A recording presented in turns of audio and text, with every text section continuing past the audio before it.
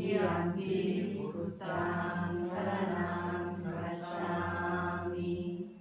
Tutiyampi Dhammang Saranang Gacchami. Tutiyampi Dhammang Saranang Gacchami. Tutiyampi Sanghang Saranang Gacchami. Tutiyampi Sanghang Saranang Gacchami. Tatiyampi Buddhang Saranang Gacchami. Tatiyampi Buddhang Saranang Gacchami. Tatiyampi Dhammang Saranang Gacchami. Tatiyampi Dhammang Saranang Gacchami. Tatiyampi Sanghang Saranang Gacchami. Tatiyampi Sanghang Saranang Gacchami. Sarana Kamanang Paripurnang Amamaye. Panatipata Panatipata. Veramani Sikkhapadang Samadhiyami. Veramani Sikkhapadang Samadhiyami. Adinādhana Adinādhana. Veramani Sikkhapadang Samadhiyami. Veramani Sikkhapadang Samadhiyami. Kamesu Micchācara Kamesu Micchācara. Veramani Sikkhapadang Samadhiyami. Veramani Sikkhapadang Samadhiyami. Musāvāda Musāvāda. Veramani Sikkhapadang Samadhiyami. Veramani Sikkhapadang Samadhiyami. Sura Meraya Sura Meraya. Vaccapamadāttana Vaccapamadāttana. Veramani Sikkhapadang Samadhiyami. Veramani Sikkhapadang Samadhiyami. Idang me silang Idang me silang. Vakapalāñyanassa Vakapalāñyanassa. Paccayo Paccayo Hotu Hotu. Apamadina Sampadita. Amamaye.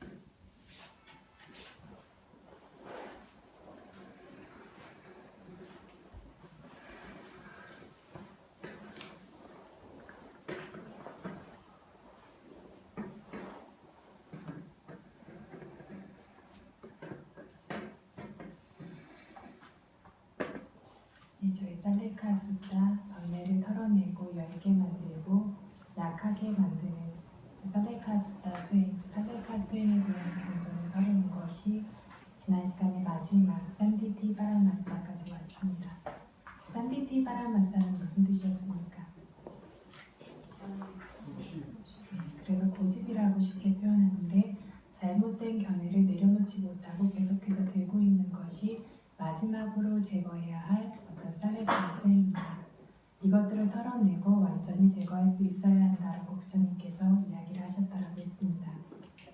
그래서 자기가 가지고 있는 어떤 견해에 대한 집착의 위험성이나 이런 것들이 어떤 방식으로 생겨나고 있는지 지난 시간에 간략하게 이야기를 했고, 오늘은 부처님 당시에 불법 아니라는 영역에서조차 이러한 사견에 집착해서 좋지 않은 결과를 갖게 되어진 경우에 대해서 이야기를 하겠습니다. 목적은 불법 안에서조차 부처님의 가르침이라는 법이 굉장히 심오하기 때문에 이렇게 잘못된 견해를 가질 수 있고, 잘못된 견해를 내 것만이 옳다라고 집착하게 되어지면 자기가 보고 있는 세계의 틀에서 벗어날 수가 없다라는 겁니다.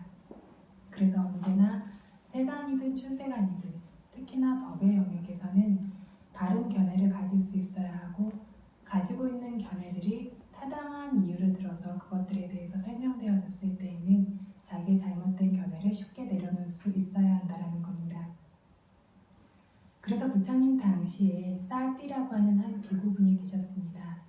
이분이 뭘 공부하셨냐면 본생담이라고 하는 부처님 전생에 대한 이야기들을 공부하면서 스스로 판단을 내리기를, 전생 본생담에 보면 마지막 부분은 그때 어떤 사람이 지금 부처님이 되셨다, 그때 어떤 사람이 지금 사리푸타가 되셨다, 이런 식으로 결말을 짓습니다. 그래서 이 결말 부분을 보고는 마음과 의식이 자아라고 그렇게 여기게 됩니다.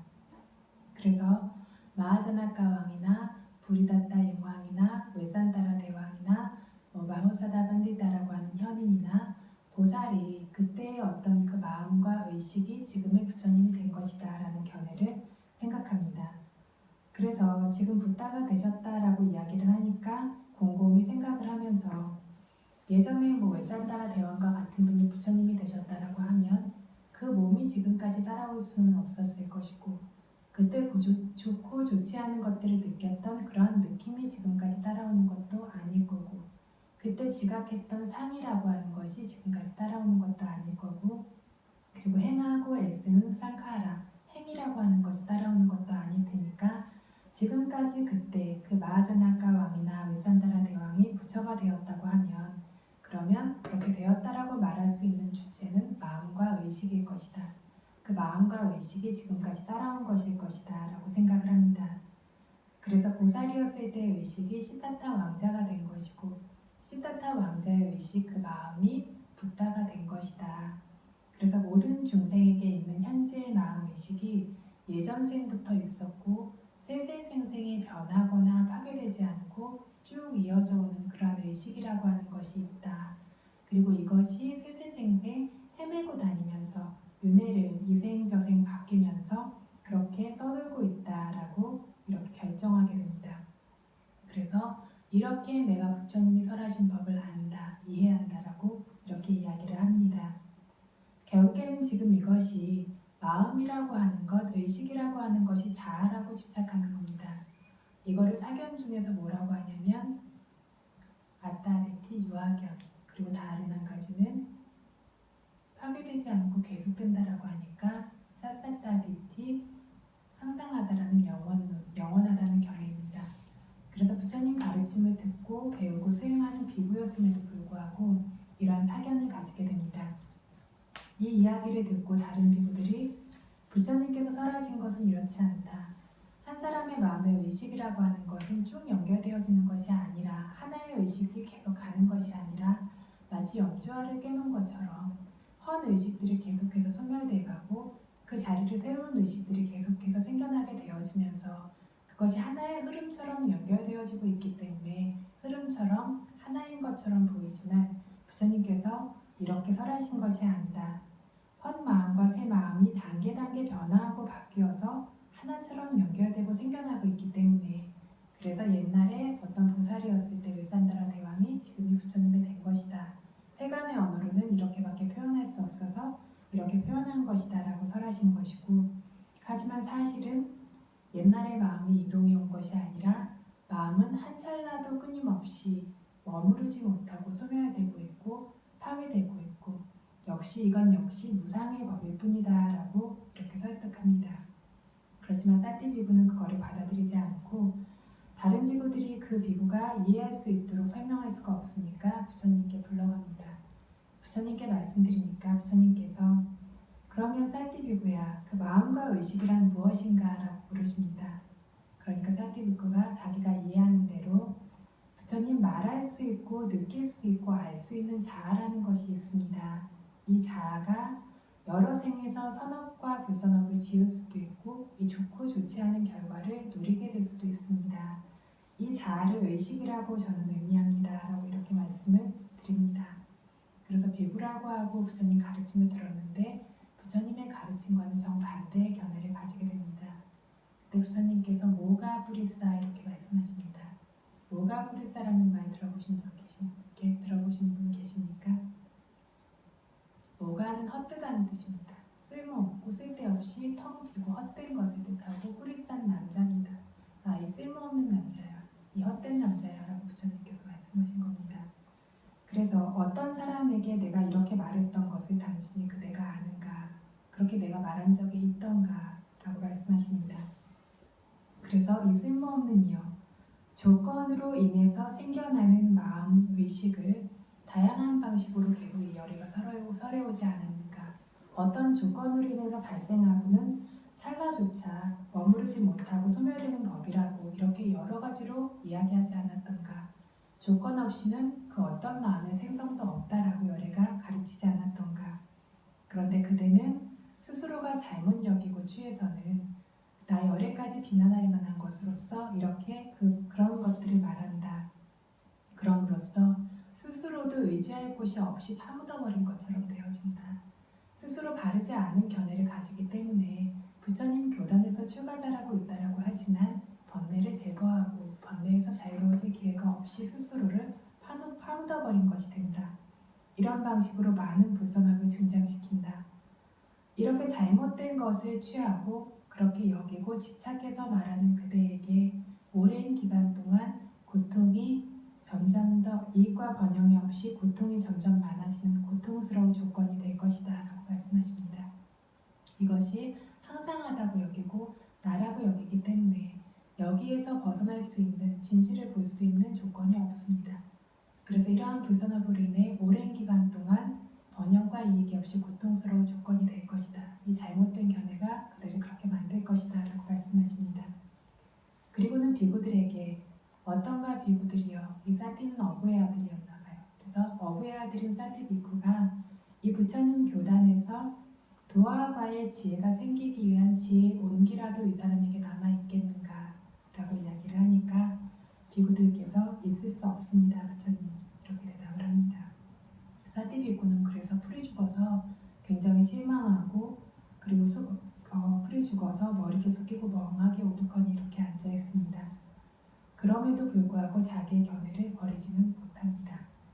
부처님께서 나뭇가지를 조건으로 해서 생기는 불을 나무불이라고 하고 그리고 대나무 조가리를 조건으로 해서 생기는 불을 대불이라고 하고 그리고 어떤 풀조가리를 조건으로 해서 생기는 불을 풀불이라고 하고 이런 식으로 부르는 것처럼 예를 드시면서 이처럼 눈과 장면들을 조건으로 해서 생기는 마음을 안식이라고 하고 귀와 소리라고 하는 조건으로 생겨나는 마음을 이식이라고 하고 코와 냄새 그리고 혀와 맛, 몸과 감촉 그리고 마음의 어떤 대상들까지 생각해서 아는 것까지 이렇게 보아서 아는 것이 따로 들어서 아는 것이 따로 냄새 맡아 아는 것이 따로 먹어서 닿아서 생각해서 아는 것이 따로라고 각각의 조건에 의해서 발생되어진 그 마음들이 조건으로 인해 발생하고 한 찰나도 머무르지 않고 사라지는 각각 별개의 법일 뿐이라고 이렇게 부처님께서 다시 한번 설명하십니다.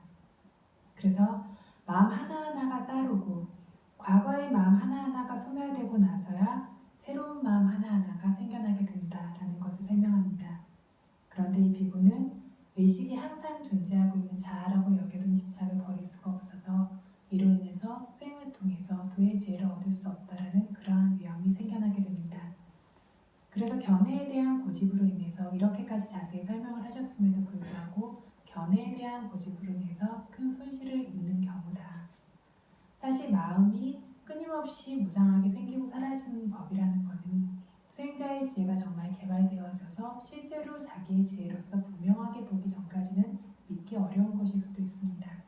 그래서 마치 염주알처럼 하나하나가 계속해서 연결되어져 있는 것이지 쭉 연결된 하나의 법이 아니다라는 것을 믿기 어려울 수도 있지만 이렇게 타당하게 설명들이 되어졌을 때 이런 잘못된 견해에 집착하지 않고 수행한다라면 바른 견해가 자리 잡을 수 있는 기회가 얼마든지 있음에도 불구하고 자기의 견해를 꽉 붙들고 있을 때에는 어떠한 바른 것도 어떠한 새로운 것도 제대로 된 것도 그 자리를 채울 수가 없습니다. 다른 것도 마찬가지입니다. 불선업을 붙들고 있으면 선업이 자리를 채울 수가 없고 이렇게 뭔가를 꽉 붙들고 있는 장소에는 그것보다 더 나은 것들이 자리를 채울 수가 없고 심지어 내가 하고 있는 수행과 그 수행의 지혜에 대한 집착이 있으면 그보다 더 나은 지혜가 그 자리를 채울 수가 없습니다. 그래서 이렇게 그것보다도 좋지 않은 사견에 대한 고집을 가짐으로써 크게 잃는 경우가 있었고 두 번째로는 아르타라는 비구도 있었습니다. 이런 종류의 견해들이 현재에도 많이 있기 때문에 조금 이야기를 하면 좋을 것 같습니다. 그래서 나에 대한 집착뿐만 아니라 다른 견해도 역시 버릴 수 없으면 그걸 견해에 대한 고집이라고 이야기합니다. 그래서 도의 지혜를 얻지 못하는 위험이 되는데 부처님 당시 아리타라는 비구가 있었는데 사티 비구처럼 견문이 적지는 않았고 아비담마도 공부하고 견문이 꽤 많이 있었습니다. 견문이 있다라고 해도 그래서 수행이 뒷받침되어지지 않으면 이런 방식으로 사견을 가지는 경우들이 있습니다. 그래서 견문이 있어서 아비담마를 많이 공부했는데 이거를 자기 지혜로서 자기 머리를 쓰므로써 부처님 법을 비판하고 분석을 하기 시작합니다. 뭐라고 하냐면 제가자들은 결혼해서 살고 감각적 쾌락을 금하지도 않고 때때로 보시를 하고 때때로 보시를 하고 때때로 법문을 듣고 때때로 수행을 하고 이런 정도로만 수행해서도 어떤 사람은 수다원이 되고 어떤 사람은 사당, 어떤 사람은 아나함이 된다. 비구들 역시 가사나 이런 것처럼 좋아할 만한 장면을 볼 수도 있고 좋은 소리를 들을 수도 있고 좋은 어떤 음식 냄새 같은 냄새를 취하거나 좋은 맛을 먹거나 좋은 어떤 잠자리 친구의 촉감과 닿을 수 있다. 그래서 이런 방식으로 5가지 감각적 대상을 비구들이 이렇게 누리는 것이 적절하다면 왜 여자의 모습이나 소리나 냄새나 맛이나 촉감이라는 이러한 5가지 이성에 대한 감각적 대상은 안 되는가? 이것도 누릴 수 있어야 되는 것이 아닌가라고 이렇게 이야기를 합니다. 그래서 실제와 관념이야라고 이야기하는 것들 안에 이러한 모순들이 좀 숨어 있을 수가 있습니다. 그래서 가사라는 것들도 어떤 색이라고 하는 물질의 법이고 여자의 어떤 모습도 이성의 모습도 색이라고 하는 물질의 법이고 그 목소리나 아니면 내가 듣기 좋은 소리도 그냥 소리의 하나일 뿐이고 냄새나 감촉이나 이런 것들도 역시 촉이라는 대상의 하나니까 본질적으로는 똑같다는 거죠.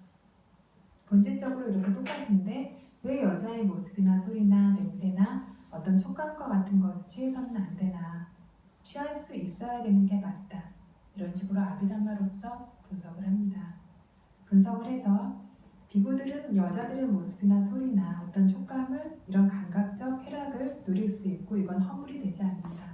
이렇게 설해진 아비담마의 법을 내가 안다. 내가 이해한다. 라고 이렇게 설합니다.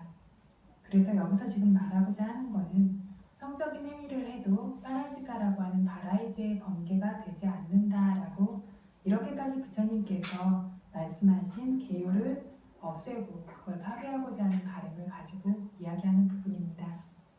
그래서 부처님께서 위험하다고 설하신 감각적 쾌락이라는 감각적 대상들 이것들을 위험하지 않게 허물이 되지 않게 누릴 수 있는 방법을 내가 안다라고 이야기하고 싶은 겁니다. 이런 식으로까지 어떤 법의 성품을 분명하게 알지 못하면서 아비담마에 대해서 안 것을 머리로 생각하면서 이렇게 이야기를 하게 됩니다. 그래서 본질적으로 봤을 때 같은 대상이라고 하지만 이 대상들이 가지고 있는 어떤 잠재적인 것들이 크고 작은 결과들이 분명히 다르게 존재하고 있습니다. 여기에 대해서 끝까지 알지 못하면서 어떤 머리로만 이것들을 이야기를 합니다. 이게 부처님 당시에만 있었던 일이 아니라 현대에도 본질 빠라마타를 가르친다라고 하는 어떤 스승들이라고 하는 분들이 관념을 제거하고 빠라마타 본질로 가야 된다. 물도 물의 요소고 주스도 물의 요소고 술도 물의 요소인데 술을 마시는 게 왜 안 되나? 그건 되는 거다 라고 이야기하시는 분들이 계신가 하면 이보다 더 나아가서 가지나 호박이나 이런 야채들도 4대 요소고 뭐 닭이나 오리나 이런 짐승들도 4대 요소면 호박이나 가지 같은 거를 성동성도 다를 수 있다면 이런 살아있는 생명도 똑같이 4대 요소니까 성동성도 다를 수 있어야 된다. 이렇게 할 용기가 없다라면 아직 파라마타라는 본질의 법칙을 제대로 터득하지 못한 것이 된다. 그래서 본질을 제대로 터득해서 관념이 없어졌다라면 뭐든지 똑같기 때문에 할 수 없는 게 없고 넘지 못할 경계가 없다라고 이런 식으로 이야기를 합니다. 그래서 이걸 하지 못한다면 아직 관념에 대한 집착이 있는 것이다. 이렇게 이야기를 합니다. 그래서 항상 신심과 지혜가 조화를 이루어야 한다고 하는데 지혜를 요소가 지나치면 교활해지거나 꼬이게 될 수 있다고 했습니다. 그래서 자기 머리를 너무 쓴 바람에 어떤 넘지 말아야 될 선을 넘어가면서 사견을 가지게 됩니다. 그래서 선업과 불선업 둘 다 무상한 법이고 둘 다 법이고 그냥 어떤 조건 지어진 법의 성품일 뿐인데 선업과 불선업이라는 구분은 없는 것이다 라고 이야기하는 분들이 있습니다. 그런데 선업은 선업의 특성이 있고 불선업은 불선업의 특성이 분명히 있습니다. 선업은 허물이 없고 좋은 결과를 가지고 온다는 특성이 있고 불선업은 허물이 있고 좋지 않은 결과를 가져온다는 특성이 분명히 있습니다. 그래서 관념이다 뭐든지라고 하면서 함부로 우리가 지키고 따라야 될 법들에 대해서 이렇게 비난하거나 이렇게 머리가 너무 넘어가서 이런 식으로 법을 취할 수 없어야 합니다. 이런 종류의 견해를 가진 스승들을 의지하게 되면 이익을 얻고 싶고 바라는 게 있어서 스승이라는 사람을 모셨는데 이익이 아니라 불이익만 생겨나게 될 수 있습니다. 스승이 이런 식으로 가르치면 제자들도 이렇게 되는 경우가 많습니다. 미얀마에서도 어떤 경적 공부를 굉장히 많이 하신 비구 스님이 죽이고 이러는 것들에 대해서도 별 허물이 없는 것처럼 이렇게 이야기하고 훔치고 이런 것들도 공공의 것을 훔치는 건 허물이 없다. 전에 말씀드린 적이 있어요. 그래서 간음의 경우에도 상대가 원해서 그 요구를 세워졌을 땐 선업이 된다. 이런 식으로 거기에 대해서 설하셔서 결국에는 종교성에 의해서 환속을 당하신 분이 계세요. 환속을 당하고 나오셔서도 푸른 어떤 옷을 입어서 그래서 하늘색 계파 계열이라고 부르는데 문제는 이분들이 그래도 교학을 공부하신 분이고 이런 종류의 견해를 좋아하는 사람들이 있다는 겁니다. 이런 종류의 견해를 좋아하는 거는 마음에 저급한 바램들, 저급한 성향들이 있기 때문입니다. 그래서 바른 것들을 따라가지 못하고 이런 종류의 견해를 좋아하는 사람이 있어서 심지어 한국에서도 그 책이 번역되어져서 나왔습니다. 그래서 미얀마에서 종교성에 의해서 그렇게 억압되어지고 그것들이 이제 사견이라고 해서 공포가 되어졌음에 불구하고 한국에서 수행하러 가신 어떤 스님께서 미얀마에 갔더니 부처님의 실제 법이 있었다. 그랬는데 이게 바로 우리가 알고 있는 것과는 다르게 실질적인 부처님의 생활적인 법이 이거더라 하면서 이름이 다누마였나? 뭐 약간 이런 종류의 이름으로 해서 한국에도 출판이 된 걸 제가 본 적이 있습니다. 그래서 세상이 마법 세상이 되어지니까 바른 법들은 점점 더 빨리 잊혀지게 되어지고 이런 종류의 법, 전혀 선업적인 결과적으로 우리가 갈 수 없는 종류의 법들은 가장 빠르게 이런 식으로 사람들에게 전해지고 이것이 정법인 것처럼 이렇게 알려지는구나. 정말 무섭다라는 생각을 한 적이 있습니다. 그래서 부처님 당시에도 현대에도 이런 것들이 있는데 마음이 좋지 않은 바람이 있을수록 사람들 마음에 번뇌가 많아질수록 어떤 스스로를 절제해야 되고 욕망을 없애야 되고 하는 쪽이 아니라 이런 쪽으로 미세하게 그냥 함부로 행동해도 되고 뭐든지 마음대로 해도 되는 이러한 쪽의 법들을 따라가고자 합니다. 그래서 역시 이 아리타 비구에게도 다른 비구들이 훈계를 했지만 이 아리타 비구는 자기 말만이 진실이라고 여겨서 역시 부처님께 가서 아뢰니다. 부처님께서 역시 그대가 이렇게 생각하는 것 같은 법을 누군가에게 설하는 걸 아느냐, 본 적이 있느냐라고 하면서 똑같이 야단을 치십니다. 그래서 감각적 쾌락이라고 하는 감각적 가치들은 즐거울 것은 별로 없고 고통과 뜨거움만이 많다, 허물만이 많다라고 나열에는 설한다 라고 하면서 감각적 쾌락의 허물에 대해서 또다시 말씀하십니다.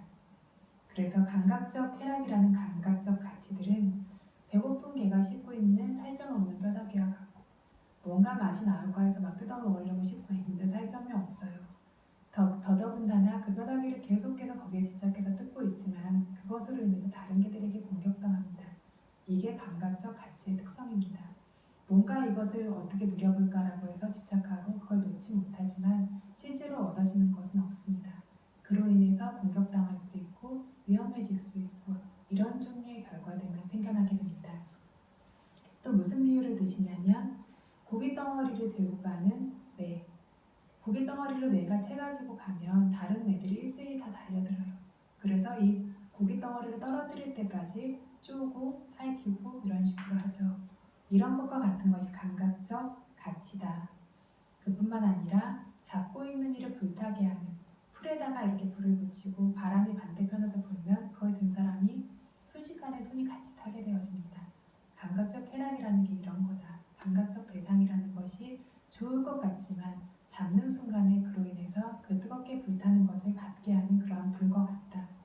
혹은 숯불 구덩이와 같다. 이글이글 불타는 숯불 구덩이와 같고 물릴 수 있는 그러한 뱀의 머리, 뱀대가리와 같고 또 아무리 좋아도 굉장히 짧고 허상과 같은 꿈과 같다. 그리고 또 한 가지 비유는 어떤 열매가 열리는 나무와 같다. 열매가 열리는 나무는 열매의 무게 때문에 나뭇가지가 부러집니다.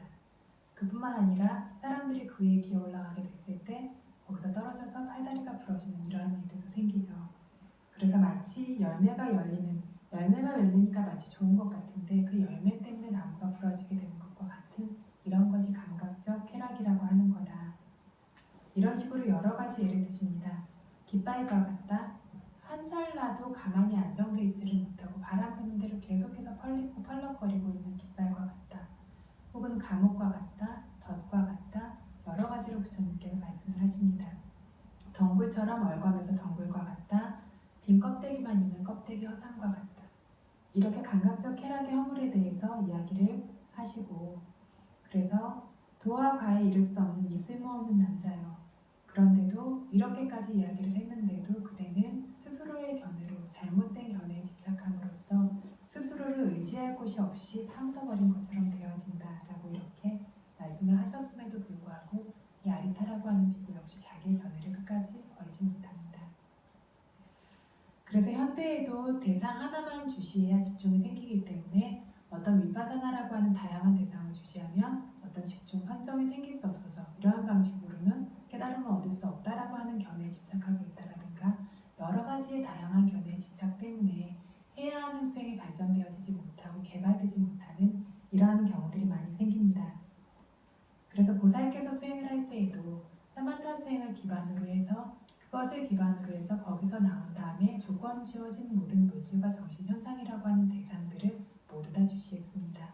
그래서 사마타 수행이라고 하는 그것 한 가지만 주시하는 것을 한 것이 아니라 나타나는 대상들을 물질과 정신의 모든 대상들을 알 수 있도록 이렇게 주시하셨습니다.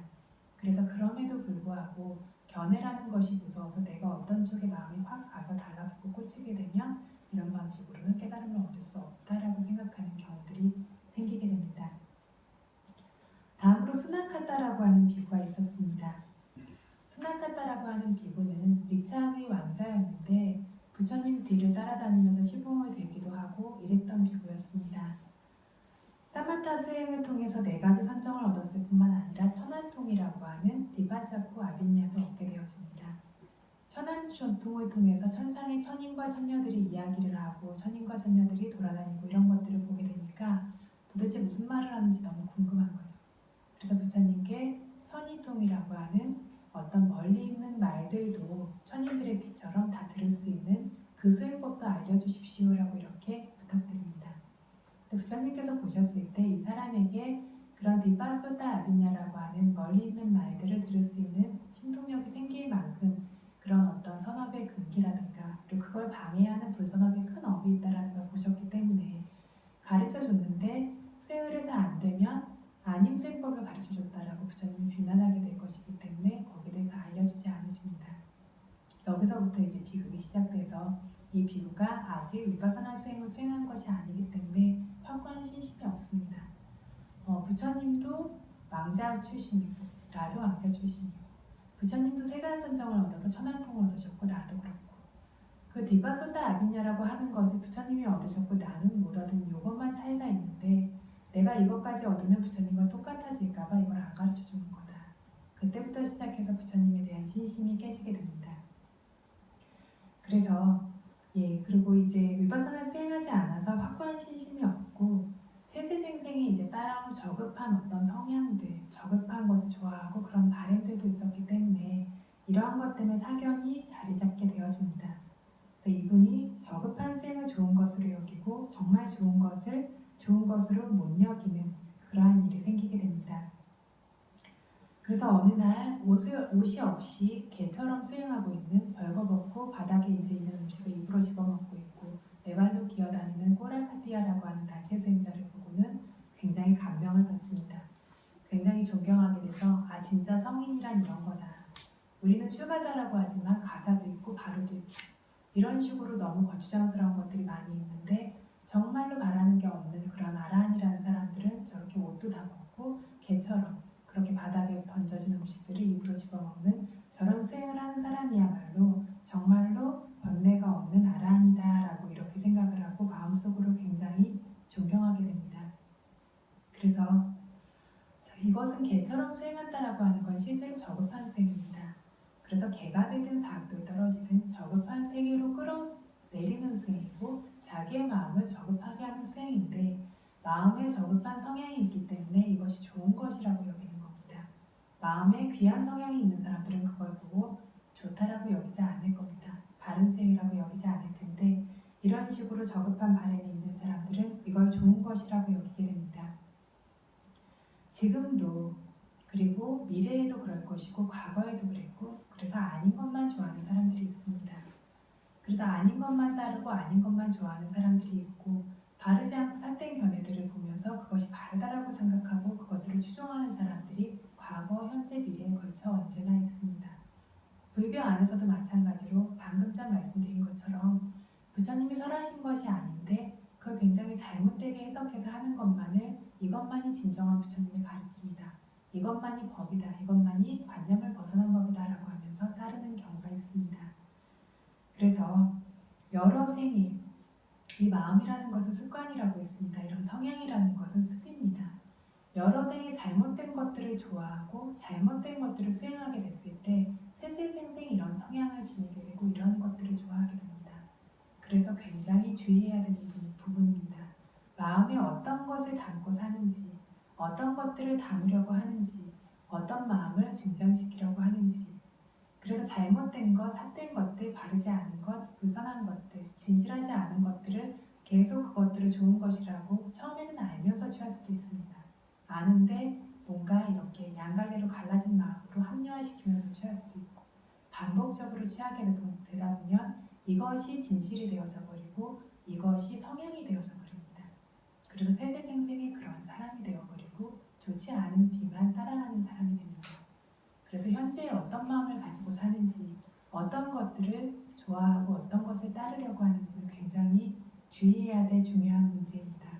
현재에만 끝나고 현재에만 국한된 문제가 아닙니다.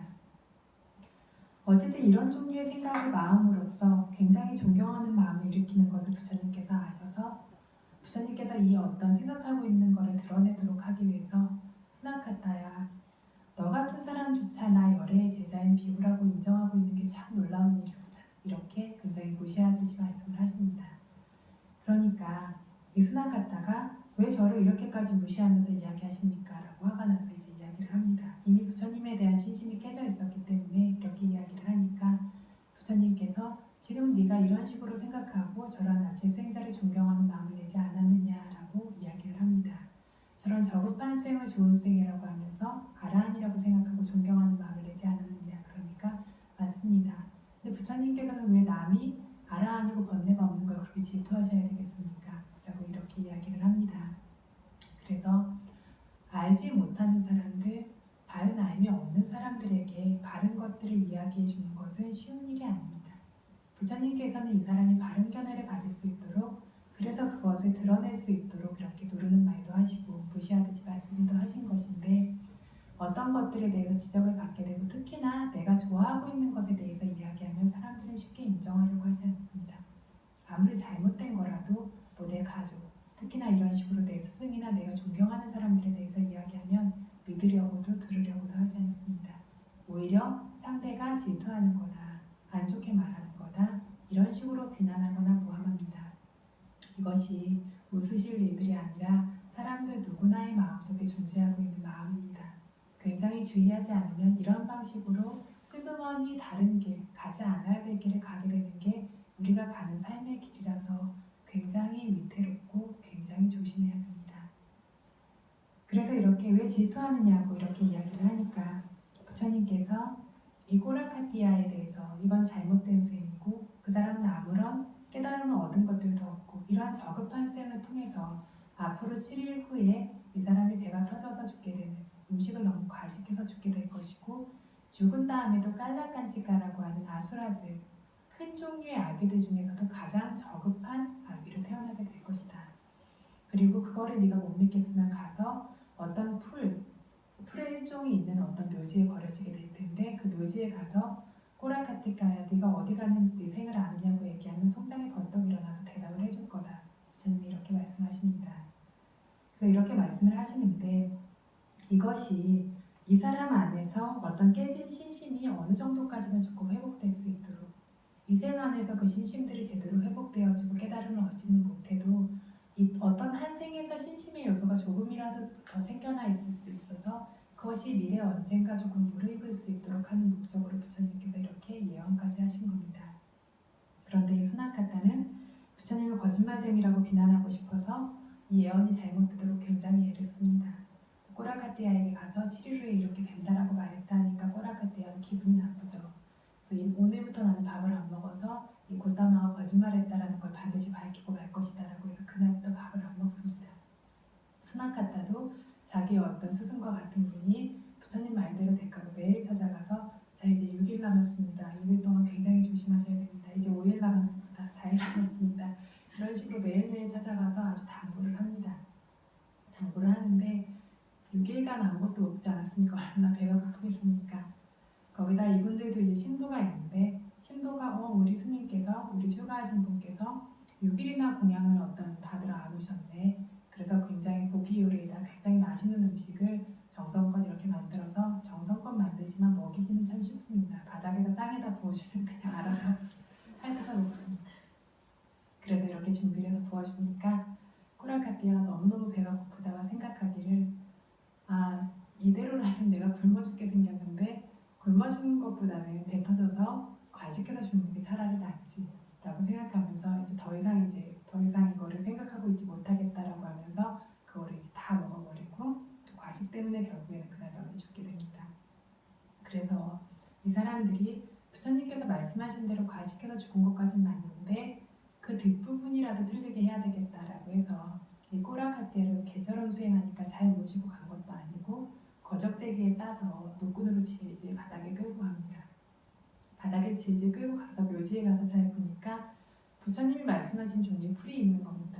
그래서 이거를 다른 데로 옮기려고 다시 질질 끄는데 이게 이제 줄이 뚝 끊어져 버리는 거죠. 바닥에 질질 끌고 왔으니까 줄이 뚝 끊어져 버렸고 그 다음부터는 아무리 옮기려고 해도 이게 꼼짝도 안 하는 겁니다.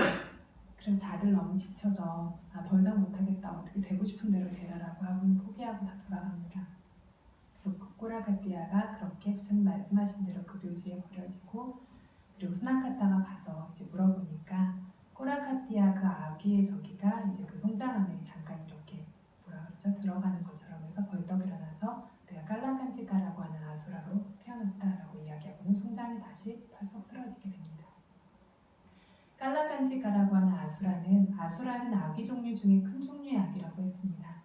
몸이 굉장히 큰데 굉장히 피와 살이 없이 부쩍 말라있을 뿐만 아니라 머리 꼭대기 정수리 꼭대기에 새우처럼 튀어나오는 눈과 입이 아주 바늘구멍 같은 입이 있습니다.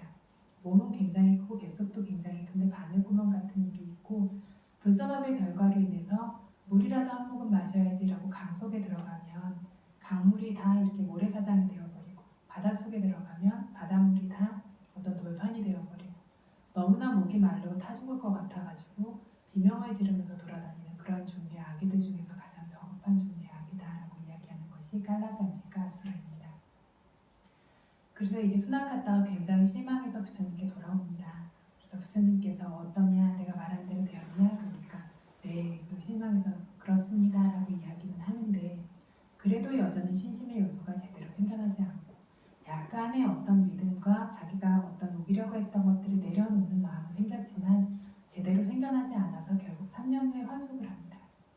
헌속하고 나서도 부처님께서는 아무런 어떤 성인의 도화가와 같은 것이 없고 번뇌가 제거되지 않았다 이런 식으로 부처님을 비난하고 다니는 그런 큰 허물까지 짓게 되어집니다.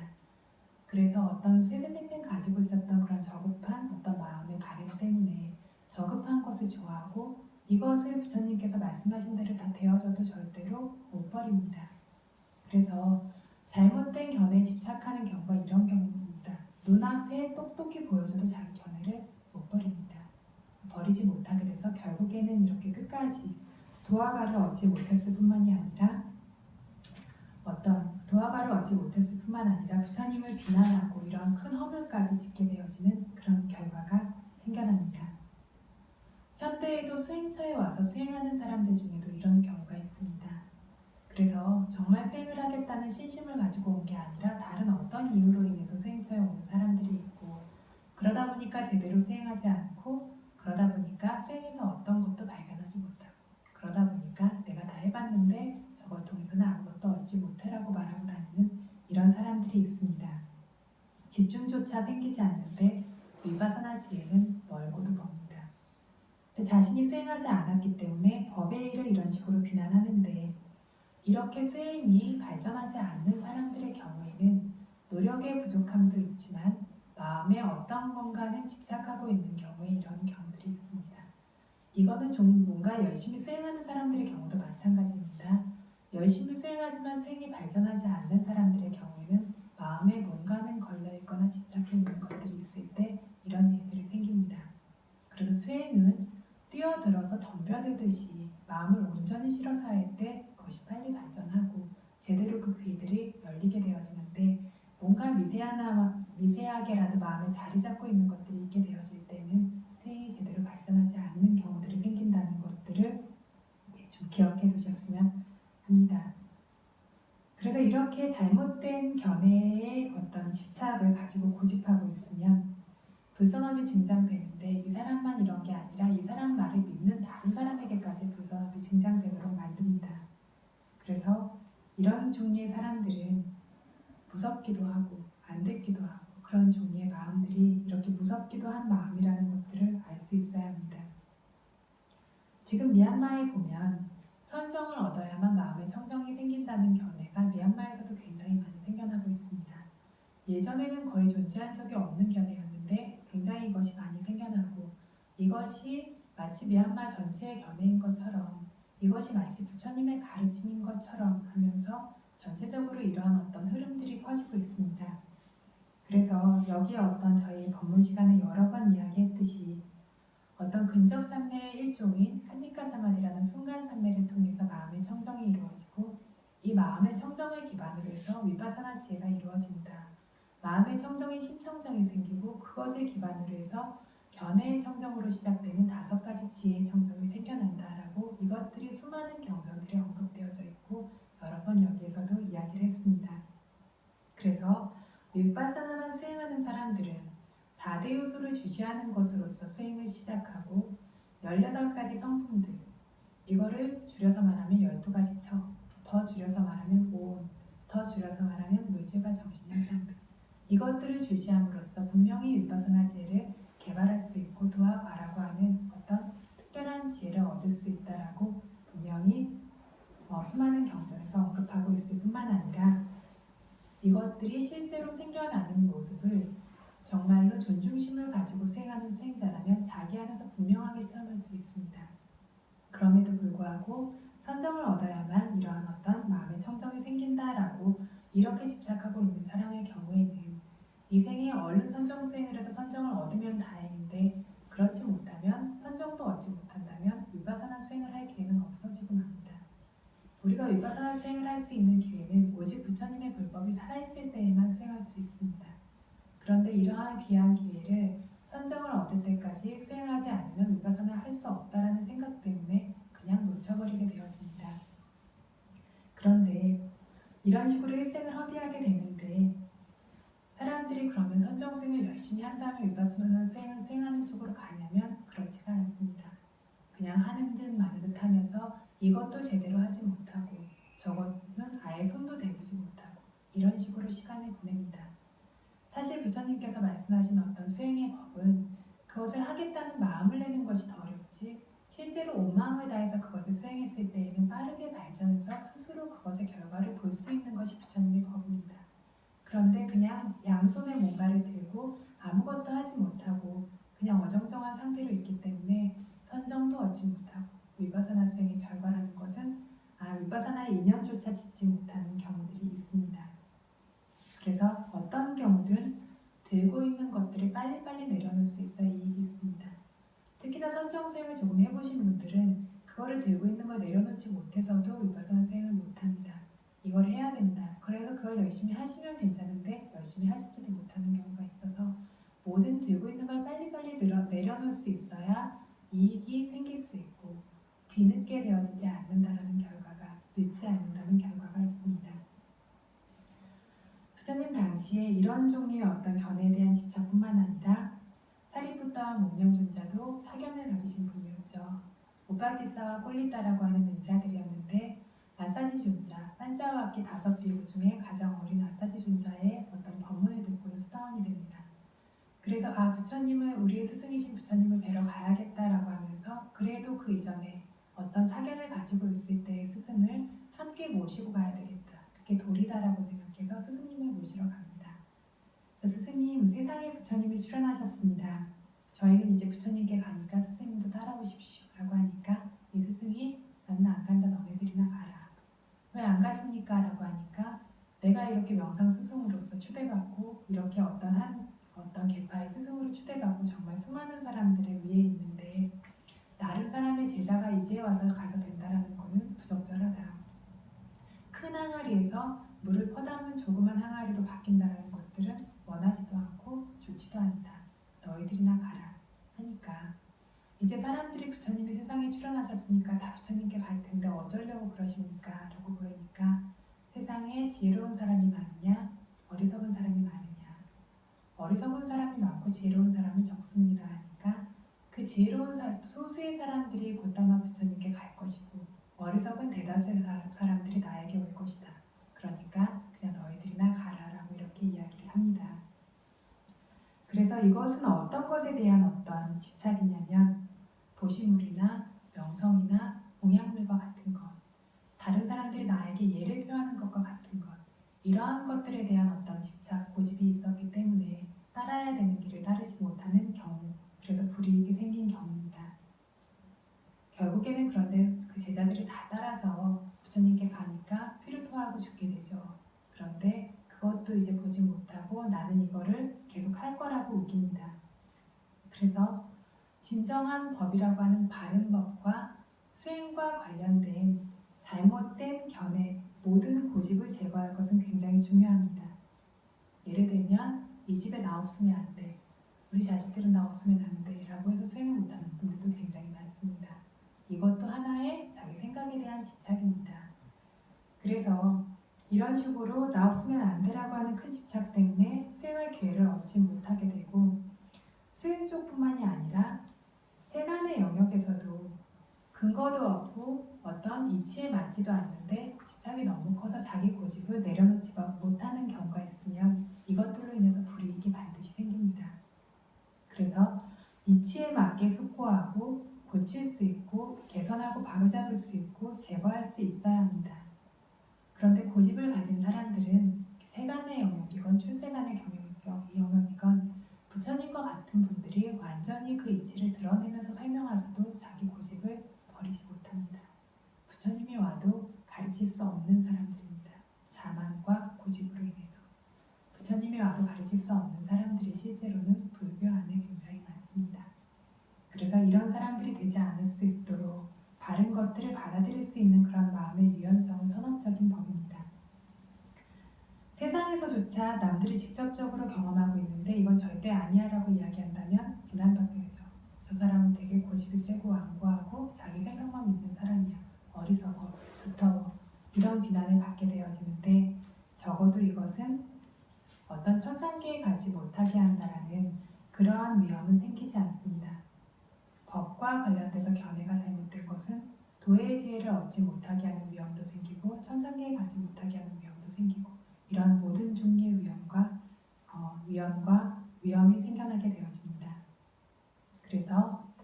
지식과 견문으로 부족된 지혜로운 사람들이 이치에 맞게 경전과도 부합되게 들어서 설명한다라면 제대로 생각하고 숙고해서 적절하지 않은 견해를 버려야 합니다.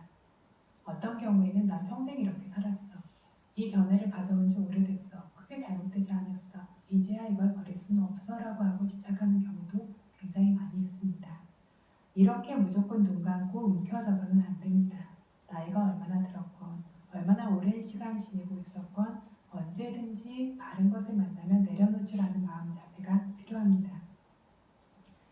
그래서 이제까지 위행사라고 하는 해하는 것을 버리는 것부터 견해를 고집하는 것을 버리는 것까지 44가지 불선언 번뇌와 관련해서 번뇌를 제거하는 것을 이야기하는 그 설명들이 끝났습니다. 이제 살레카 숫다의 결말 부분만이 남아있습니다. 부처님께서 준다여 나는 살레카라고 하는 번뇌를 털어내는 조건도 지금처럼 설했고 이렇게 이러한 수행을 수행할 어떤 마음을 발생시킬 것도 설했고 반대의 법으로 이것들을 피하고 금할 것도 설했고 이런 식으로 마음의 수준을 끌어올릴 것도 설했고 이것들을 완전히 꺼지도록 이러한 번뇌를 완전히 소멸하도록 할 것에 대해서도 이미 설했다. 그래서 제자들의 이익과 번영을 위해서 연민히 여기는 스승이라는 사람은 연민심을 조건으로 해서 어떤 가르침을 설함을 행해야 하는데 그 행해야 할 가르침을 그 설함을 그대들에게 나 지금 열에는 완전히 끝마쳤다. 이렇게 말씀을 하십니다. 이 말은 이렇게 설해야 되는 스승의 설할 것을 설해야 되는 스승이신 부처님의 일과 의무, 설하고 가르친다라고 하는 의무를 부처님께서 마치셨다라는 이야기입니다. 그래서 스승이신 열애 쪽에서 하실 일들은 이제 모두 다 끝났기 때문에 제자 쪽에서 수행할 것만이 남아 있습니다. 실제로 따라서 이것을 할 수 있을 것만 요구되기 때문에 이렇게 권고를 하십니다. 준다여 주시하고 수행하기 적절한 저 나무 아래의 장소들이 있다. 보통 이것들은 숲속에서 많이 설해졌죠. 저 나무 아래들이 있고 조용한 숲속 수행처들이 있다. 그대들도 그런 수행처에서 주시해라 수행해라.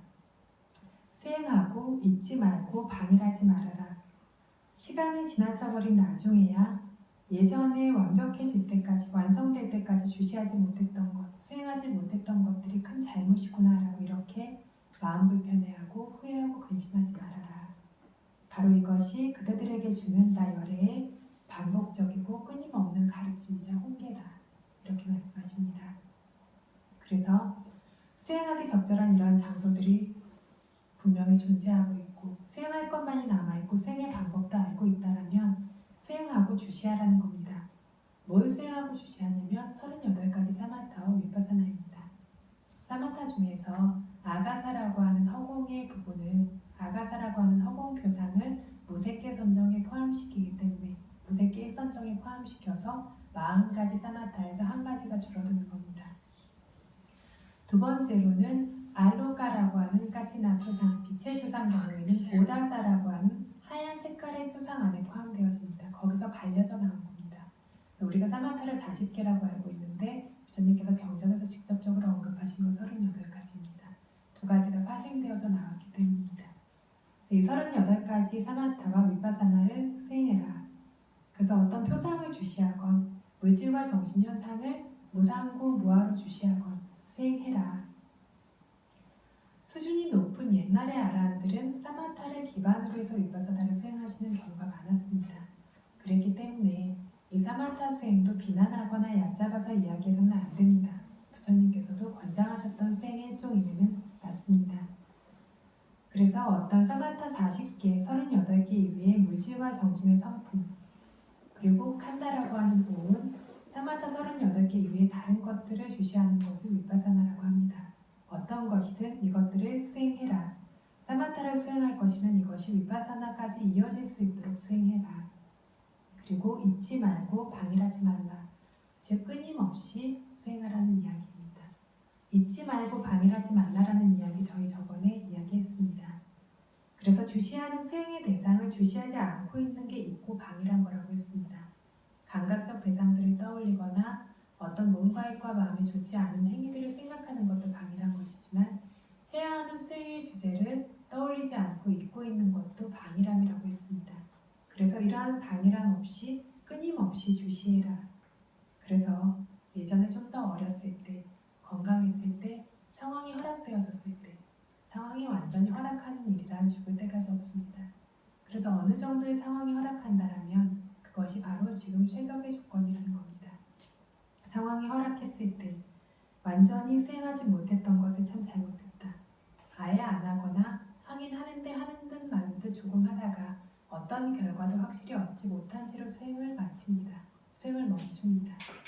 이런 식으로 수행한 것을 참 잘못했다라고 이런 식으로 후회하고 근심하고 마음이 불편해하고 이런 일들이 없도록 해라. 이것이 나열애가 계속해서 반복해서 통계하고 가르치고 있는 바로 그 가르침이다 라고 이렇게 결말을 지으십니다.